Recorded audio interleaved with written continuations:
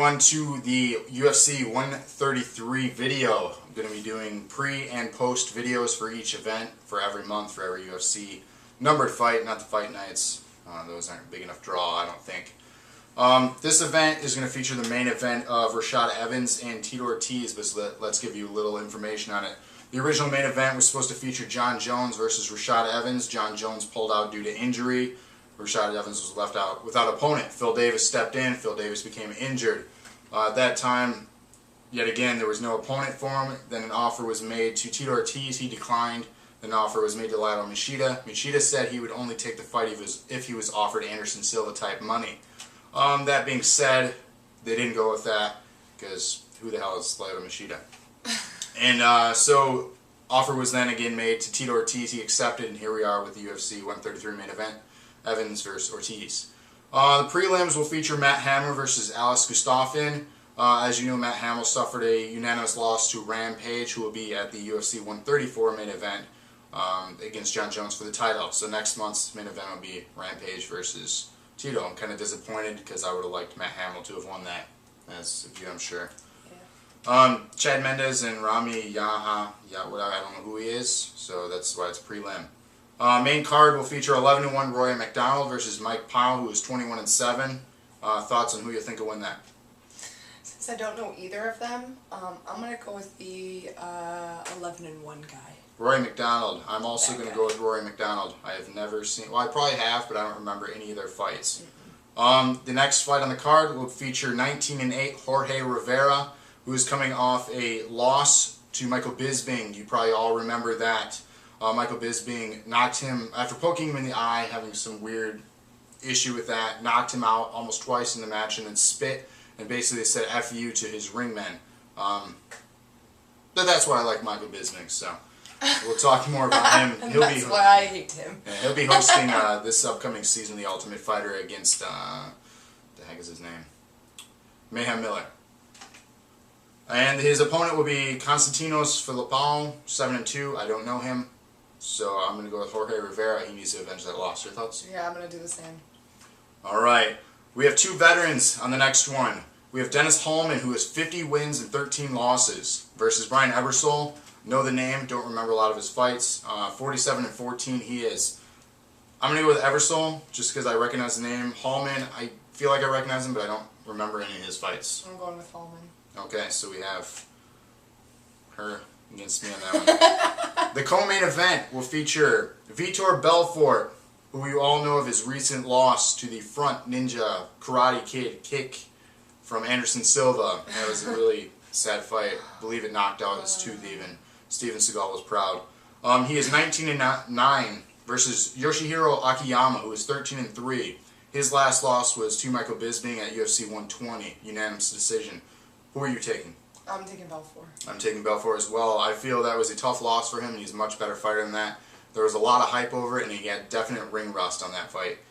And now we go to the main event. Rashad Evans versus Tito Ortiz. Who are you picking before I give you some information? Maybe I'll change your mind. It's hard. I don't know. I feel like Tito got a little lucky in his last fight because he's been doing so bad. I mean, he did a good job, but he's been doing so awful.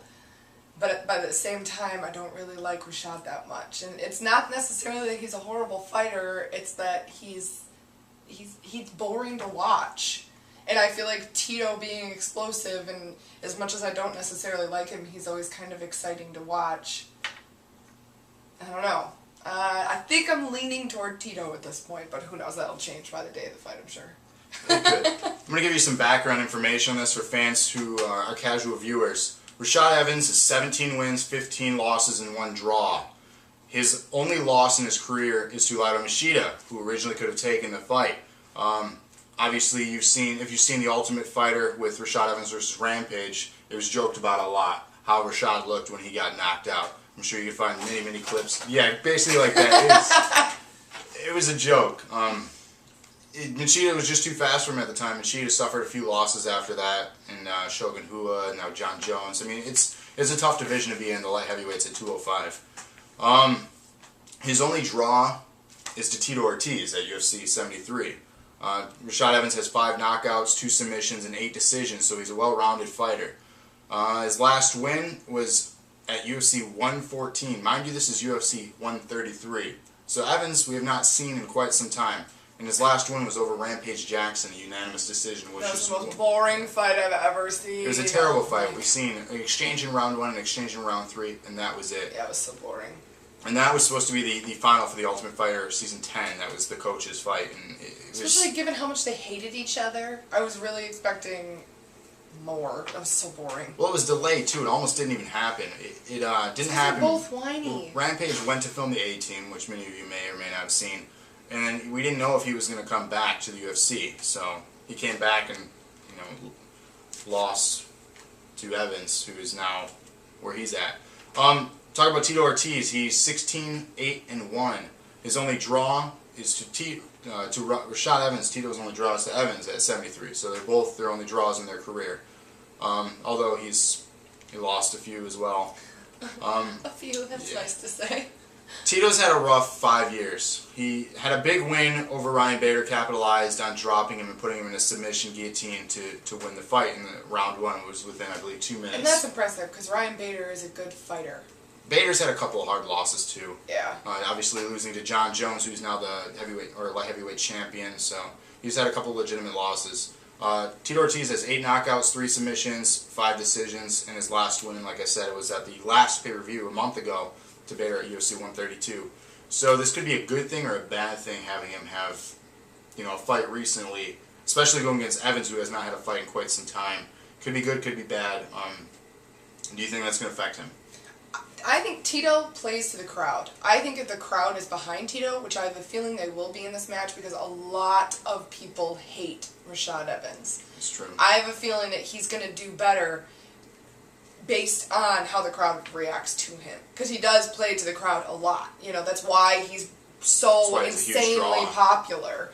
And Rashad's fights, they're just not that interesting. He's had a couple of good knockouts and things like that. But most of the time, when I watch him, I'm bored. And at least, as much as I don't like Tito Ortiz as a fighter, I liked him as a coach on the seasons. I really grew to like him. And he's more exciting to watch to me. So I hope Tito wins, but I don't know. I don't know if his last fight was luck or, I guess we'll see. Who knows? Last thing to touch on before I close this out and get you all hyped up for UFC 133. This fight is for possible title contention.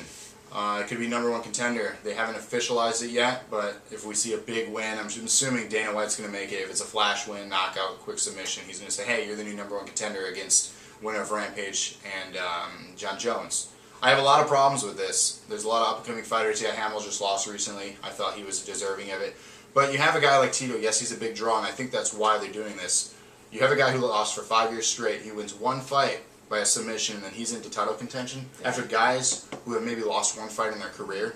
And the way he came into it. They asked him, he said no, so they ask one other guy, and then they go back to Tito? Mm-hmm. He said no. He doesn't deserve it. And like you said, yes, he beat Ryan Bader, and then yes, that was a great fight to watch. However, I find it very hard to believe that the UFC doesn't have anyone else that's more deserving to go, to be going for the #1 contendership. I don't know. I'm excited for the fight, but at the same time, I don't think either of them deserve it. So I'm going to close with this right here. I want you guys all to comment below the video. Who do you think is the #1 contender? Do you think these two should be given a #1 contender, and why?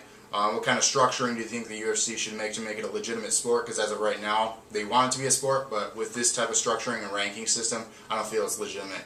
So comment below, and make sure you check out on August 6th, UFC 133. Thank you, Andrew, for being on the show today, and stay tuned for a post-show on our results. We'll give the results right after the event on YouTube and Facebook, wherever you find us. So thank you again for watching Box News Sports Edition.